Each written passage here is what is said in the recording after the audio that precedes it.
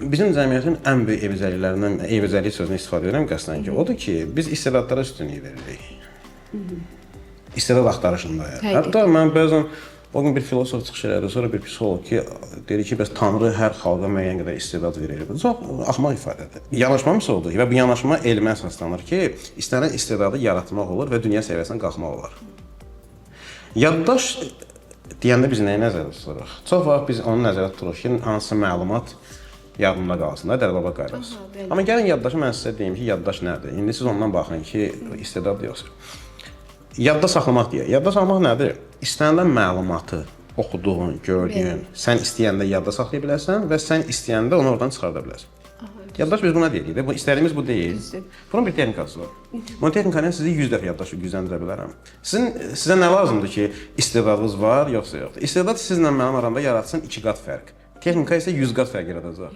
Ona görə siz gedin qohumlarınızda, ətrafınızda ən yaddaşı güclü doğulmuş bir istedadı gətirin, bir də ən yaddaşı zəifi gətirin. Yaddaşı zəifi verirsiniz mənə 7 günə, onu ötəcək onsuz da.